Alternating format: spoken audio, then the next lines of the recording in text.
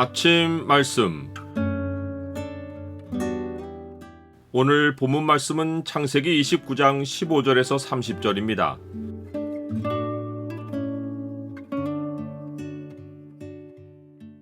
걸음을 지도함이 걷는 자에게 있지 않다.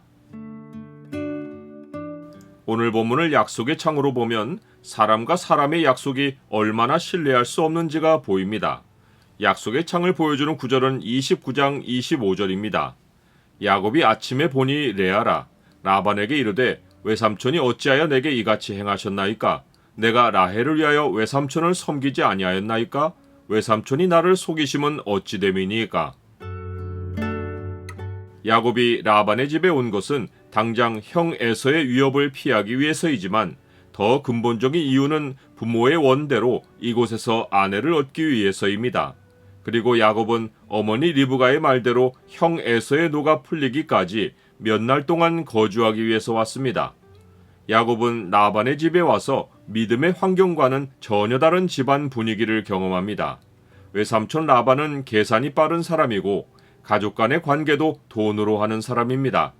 라반이 자기 딸 라헬에게 양떼를 치게 한 것이 그 예입니다. 라반에게 아들들이나 종들이 있었지만 라반은 품삯으로 돈이 나가는 것을 아끼려고 힘든 일을 딸에게 시켰을 것이 분명합니다. 나중에 야곱이 라반의 집에서 도망쳐 나올 때 딸들이 아버지에 대해 평가한 말을 보면 라반이 돈을 밝히는 사람인지가 잘 나타나 있습니다. 아버지가 우리를 팔고 우리의 돈을 다 먹어버렸으니 아버지가 우리를 외국인처럼 여기는 것이 아닌가? 그러하니 라반이 야곱이 아무 일도 하지 않고 한 달을 집안에 머물며 양식을 축내는 것을 그냥 두고 볼 리가 없습니다. 라반은 야곱에게 품삯을 어떻게 할지 말해주면 일을 주겠다고 제안합니다. 야곱은 이곳에 온 목적이 라반의 가족 안에서 아내 될 사람을 얻는 것이기에 라헬을 위해 외삼촌에게 7년을 섬기겠다고 말합니다. 그러나 야곱이 이러한 제안을 한 것은 단지 아내를 얻을 목적 때문이 아니라 야곱이 라헬을 사랑했기 때문입니다. 당시 문화에서는 남자 가족이 여자에게 상당한 비용을 치르고 결혼을 했습니다. 야곱은 아내를 얻을 비용이 없었기에 자기가 일한 대가를 돈으로 받는 대신에 7년 품삯으로 아내를 얻을 비용을 치르겠다고 제안한 것입니다. 라반은 야곱이 성실하다는 것을 눈치챘을 것이기에 그가 7년을 품삯 없이 일하겠다는 제안을 믿지지 않는 거래라고 생각했을 것입니다. 라반은 결혼 비용은 어차피 대부분 신부가 챙기는 것이어서 야곱의 제안이 이득이 있다고 보고 라헬을 타인에게 주는 것보다 나으니 자기와 함께 있으라고 하며 야곱의 제안을 허락합니다. 지금까지는 모든 일이 야곱이 원하는 대로 진행됩니다. 그러나 7년을 채우고 야곱이 결혼하는 날이 되자 라반은 잔치를 벌이고 첫째 딸 레아를 야곱에게 들여보냅니다. 라반은 야곱과 계약할 때부터 두 딸을 야곱에게 줄 생각이었음이 분명합니다. 라헬은 곱고 아리따우나 레아는 시력이 약하다고 소개된 것은 레아에게 남자의 이목을 끌 매력이 없다는 표현을 넌지시한 것입니다. 그러하니 라반은 결혼이 어려울 수 있는 레아까지 야곱에게 주면 2배의 이득을 볼 것으로 일찌감치 계산한 것입니다. 당시 결혼 날에는 신랑이 술을 많이 먹어 취하는 것이 보통이고 등불도 없던 시대여서 라반이 레아를 들여보낸 것은 어려운 일이 아닙니다. 분명 라반은 레아와 라헬을 불러놓고 언니보다 아우를 먼저 주는 것이 이 지방에서 하지 않는 법이라고 엄하게 말했을 것이고 라헬에게는 너도 야곱에게 곧 시집을 보낼 것이니 차례를 기다리라고 했을 것입니다. 야곱은 아침에 일어나서 라반에게 왜 자기를 속였냐고 따집니다. 라반은 딸들을 설득할 때 했을 말을 그대로 반복하며 7일을 채우면 라헬도 주겠다고 말합니다. 이것도 계산된 제안입니다.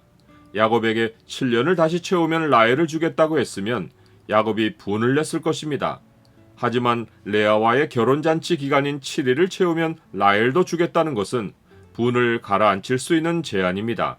그러나 품삯 없는 노동시간은 다시 7년이 더 늘어납니다. 레아와 라헬은 각기 여종을 데리고 야곱과 합하고 야곱은 오직 라헬에 대한 사랑으로 이 세월을 버팁니다. 나는 계획이 나의 뜻대로 되지 않을 때 어떤 반응을 보입니까? 야곱은 라반의 속임수 때문에 원치 않게 두 아내를 얻었고 나중에는 자기 의도와 상관없이 두 아내의 질투로 인하여 두 여종을 통해서까지 아이들을 낳습니다. 인생이 진행될수록 야곱이 계획했던 인생이 완전히 틀어지고 하나님이 계획하신 길이 열립니다.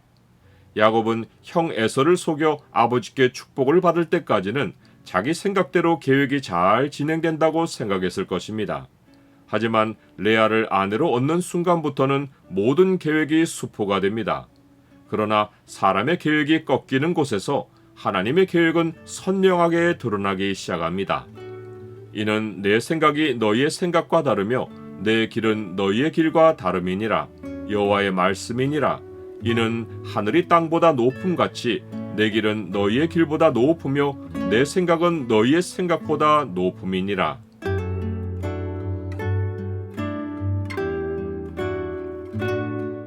주님, 사람의 길이 자신에게 있지 아니하니 걸음을 지도함이 걷는 자에게 있지 않습니다.